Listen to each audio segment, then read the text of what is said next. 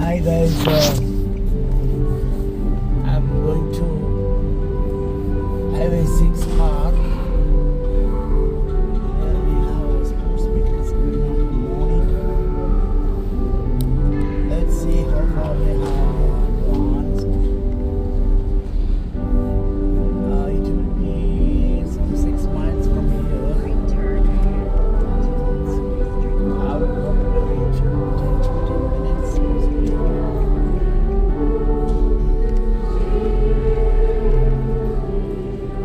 Today is Saturday, 21st of September. We have 2 days. Work going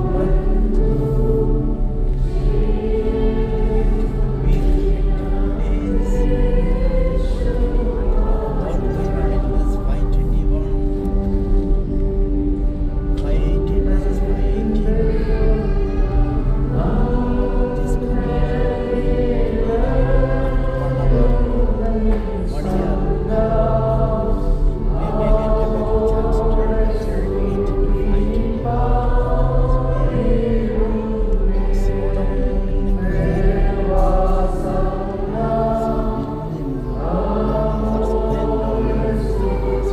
520. Slow down in the clear. To come and worship with you all.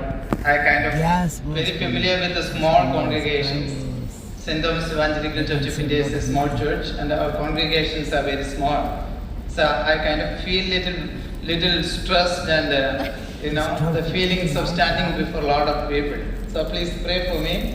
I'm also very happy that I see a lot of familiar faces. So my stress is little taken away because of people that I know very well. And I want to thank God for this church, this beautiful sanctuary where God's people are gathered. And I want to thank God for dear Benny Thomas Sachin and the church board members who have given this opportunity for us to come and to worship the Lord with you and also to share our needs.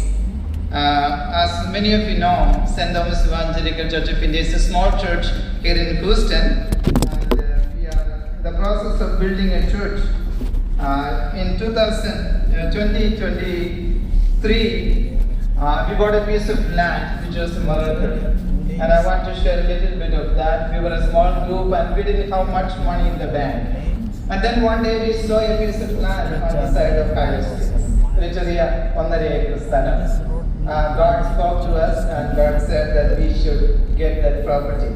Knowing not how, because we didn't have much money in the bank. Our treasurer is here. She is a witness to all that I say. Then we went to our own church members here. Everybody sacrificially contributed. And went to our sister St. Thomas Evangelical Churches in North America.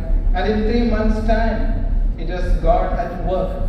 And we could raise $650,000. That is a miracle.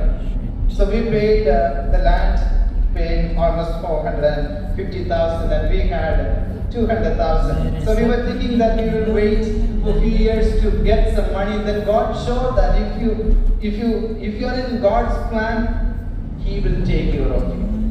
So we had little bit of money, all the payments to make the down payment, and we were not sure we will get the loan. And God again worked in a miraculous way, and we got the loan. And then came all the paperwork. And going to city, many of you know, it is not an easy thing. So we were struggling one by one. And there are times when we thought that we won't be able to build a church here. We may have to think something else. But in every step of our struggles, we have seen God's mighty hands at work. And I want to testify that. If God is for us, no one can be against us. If it is approved by God, nobody can go against us. Now, our major problem was water connection. You may think it's a small thing, but we didn't have water in the property that we had. And we asked the city, we went to the city council and asked them if we can have a well. They said no. Since there is city water, you have to. And it is close to Highway 6, and we went to TxDOT, and it has been taking a long time. And we have 2 neighbors, and we approached them. One was very rough and rude, and the other one said, no, we won't give. But God worked again. the same person, Mike and Susie, who said not to give, who asked a lot of money, came down to our demand. And one day they said, we will give you 10 feet of land, 10 feet width, maybe 50 feet in length. And last week, we submitted all the papers into the city, and we are waiting any time for the permissions. So as we think about church building, it scares us too, because we are only 26 families, and we have a loan of 850, which is not a big amount for big churches, but for us it's a huge amount. That's when God placed this thought in our hearts that you should have a Christian program like you had one before, and that is when we approached Emmanuel Country 2 years ago, when he and his wife came for the the fundraising program for St. Thomas CSI Church. We just told him that maybe in a couple of years' time we also would like to do something like that. He remembered that. And a few weeks ago we approached him, and he was not trying to come here. Then he and his wife, they made a decision to come and help us. So that is why we are having a fundraising event on October 5th. And the reason we came here, I'm going to preach, that's the main reason I came, but also to share our needs. Now our church is a small church, and we are looking to raise some funds so that we can put that as a down payment to the loan that we already have, so that it won't be a big burden for our people when they come inside the worship. So I humbly request you all to help. I know CSI Church has been very gracious, and this is the only church where we got the permission to come and attend the service and preach about it, talk about it. So I know how much love that you have for St. Thomas Evangelical Church of India. Maybe it's because of our name start with St. Thomas. And I want to thank Achin, for having support, and all the board members and all of you for without any hesitation inviting us to be here. And as I stand before you, I humbly request you all to help. I want you all to pray for us so that this project will come like this one, beautiful sanctuary. And one day we may all worship there. Though we only have 250 seats, one day that may happen. We will invite you and we will have a joint service in Houston. So please pray for us. And secondly, we need your financial support. Now, as we are a small church, we seek your support, all of you, as you leave this place after the worship. Please think about maybe donating us $1,000, or taking a VIP ticket for the program, which is $500, or a family ticket, $250. I know you all can do it, and I know for sure you will do it for us. And we will raise some funds, and we will put that into the down payment, and we will have a sanctuary pretty soon. And third thing that I want to share with you is that you all should come for the program. That most of our members were there. I know you came to our church, and we all came, and it was a plus program. Emmanuel Kendi and his wife singing. And that is what we want, all God's people to come. And not just the money, but we want that program to become a spiritual revival for the city of Houston. That's what we are praying. Every month we fast and pray for 3 days for the program. Not just that we will sell all the tickets, but we also pray that God's Holy Spirit will come down upon people. And we will be revived, we will be touched through their singing. So please help us and take tickets or give us a donation as you step out. If you did not bring the check, don't worry. Now just give us your phone number. We will reach out to you and we will collect the check later on. So thank you so much, and I once again appreciate Ajay for allowing us, and all the board members and the committee members and all the members of St. Thomas CSI Church. May the Lord bless you so. For our short time meditation, I have gone through the passages that we read. And the topic that Achin has given me today is my peace I give it to you. My peace I give it to you. Now the gospel that Achin read, let me read one verse from that. From the Gospel of John chapter 16. Verse 33. Republican means Trump It and says, Democratic means these things I have spoken to you so that in me you may have peace. In the world you have tribulation, but take courage. I have overcome the world. Let's pray. Kamala Harris. Our gracious Lord, our loving Heavenly Father, we humbly come to your holy presence to listen to you, O Father God. May your Spirit speak to us, O Lord. Lord, we come in this time to you, Lord. May you help us so that your word will reach to the right place and it will bring 100-fold, 30 and 64 fruits in us, O Lord. Thank you, Lord, for hearing our prayers. I'm a big servant of you. Lord, may you empower me with your hands. In Jesus' name I pray. Jesus is offering peace to his disciples. We know the background of this passage. He was about to be crucified. He was telling his disciples that I'm going to leave you in a day's time. You know, Jesus was everything for them. So they were so confused. They were so peaceless. They were so struggling inside. What will happen next? And that is why Jesus said, now my peace I give unto you. We are living in a world which is not very different from what the disciples went through at that time. Now I was reading through an article and it talks about how much the world is without peace. When we talk about peace, the world is without any peace. When we want to have peace and joy and happiness within us, within the families, within the churches, within the world all around us, it is a peaceless world. Now since the beginning of the recorded history of the entire world, of 4,000 years of history, only 268 years people lived in peace. Out of 4,000 years, only 268 years they had peace. Now the world went through 14,351 wars, many calamities, natural disasters, 3.64 billion people have been killed in the wars.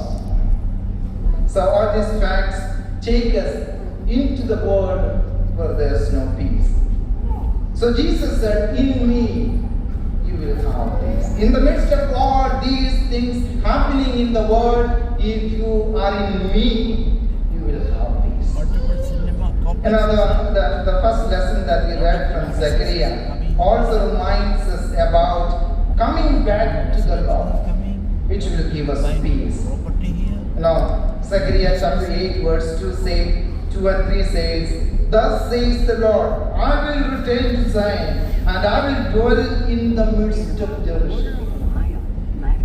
Chapter 7 talks about the people of Israel without peace. They lost everything. They were in trouble. But God says, I will return to Zion, and I will dwell in the midst of Jerusalem. The city of Jerusalem will be called the city of truth, and the mountain of the Lord of hosts will be called the holy mountain. So when the Lord returns to his people, there is peace. And that is what Jesus said to his disciples too. In me, in this world you have trials, tribulations, problems one after one. We all know that how much we go through. One problem solved, the next comes. When we lose peace one day, we have it the next day and we lose it again. So Jesus is pointing us all to him. Now all the problems can be solved when God dwells within us. Now Psalm 46 is one of my favorite psalms, which we usually read when we have a lot of problems. Now Psalm 46, it says that God is our refuge and strength and a very present help in trouble. Therefore we will not fear. Now one verse that I like the most is verse 5. Psalm 46 verse 5. God is in the midst of her. She will not be moved. God is in the midst. ദൈവം അതിൻ്റെ മധ്യമുണ്ട്, അത് കുലുങ്ങിപ്പോകും. നമ്മൾ എന്തുകൊണ്ടാണ് പലപ്പോഴും കുലുങ്ങി പോകുന്നത്? Why we are so shaken many times? Because God is not in the midst of all that we do. In Christ we will have peace, but Head west on Highway 6 not north there toward all the Lakeshore time in Harbor all Boulevard. things that we do. When we place God in the midst of all that we do, even in the midst of all the problems, we will have peace. That's what Jesus is saying. In this world you have tribulation, but in me, place me in the midst of all that you do. Place me in the midst of all that you do. God is in the midst of them. God is in the midst of what they do, what they're going through, and they will have peace. And that God should be our refuge. And that God should give us strength, and we will have peace. So in the midst of everything, let God reign in our midst. Let God be the Lord who will take care of our problems as we are not able to take care of our problems. And secondly, now that this same passage taught me that when we take care of God's things, God will give us peace. Now verse 9 says, "Thus says the Lord of hosts, let your hands be strong. You who are listening in these days to these words from the mouth of the prophets, those who spoke in the day that the foundation of the house of the Lord host was laid, to the end the temple might be built." എന്നെ വളരെ ചിന്തിപ്പിച്ച ഒരു പദമാണ് യഹോവയുടെ ആലയമായ മന്ദിരം പണിയേണ്ടതിന്. To build God's temple. Now we have a beautiful sanctuary here. I know you all have labored so hard. And now sometimes I tell everyone that we have beautiful homes costing 1 million or more or less. Why can't we have a beautiful sanctuary for God to be worshipped? And that is what Zechariah reminds God's people. You lose peace because you don't do the things that you're supposed to do. You are called to build His temple, not just the sanctuary that we have. We are called to build His kingdom. We are called to build His sanctuary of God's peace. Yeah, we have almost reached the We many times lose peace because we build our own kingdoms. And now in Matthew chapter 6, 30 to 34, Jesus said, "Do not worry."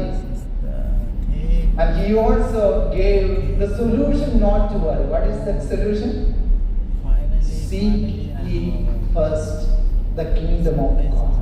And all these things shall be added unto you. മുമ്പേ അവന്റെ രാജ്യവും നീതിയും അന്വേഷിപ്പിൻ, അതോടുകൂടി ഇതൊക്കെ നിങ്ങൾക്ക് കിട്ടും. So you don't need to worry about anything when you seek God's kingdom. There could be That is something that we fail to do.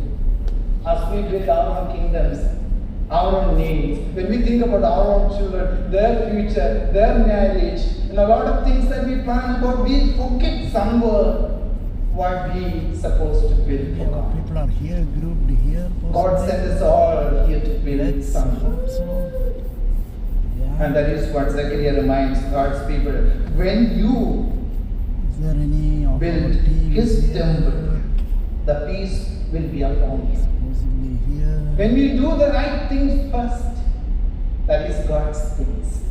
When we seek His kingdom, when we try hard to build His kingdom, rather than building our kingdom, and if there is time, we will build His kingdom, There. Yeah.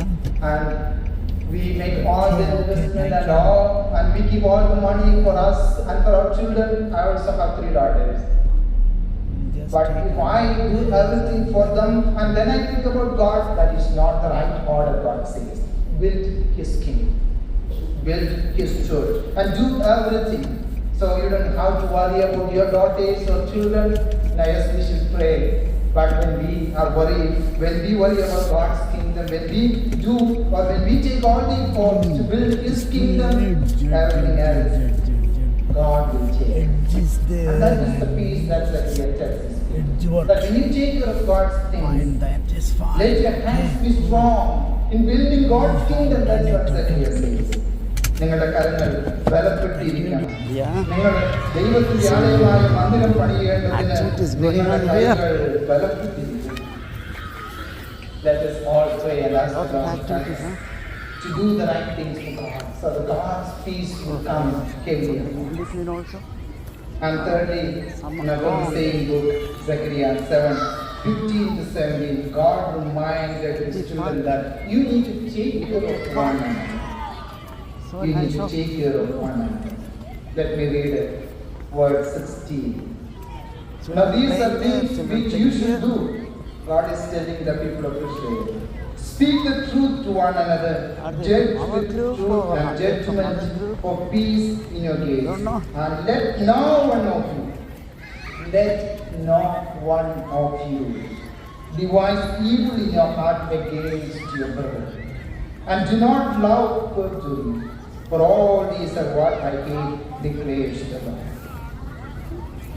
Now this passage reminds us that now we are here to love one another. We are here to take care of one another. announcement going on. I don't know if Big there's anybody here, All are here. somebody here. I don't see that in the churches. Now we have the kiss of peace. We shake hands during the holiday. I don't know where we are. Now there are people who will not give the kiss of peace to somebody who is sitting or standing next to others. Don't I did. Surgery.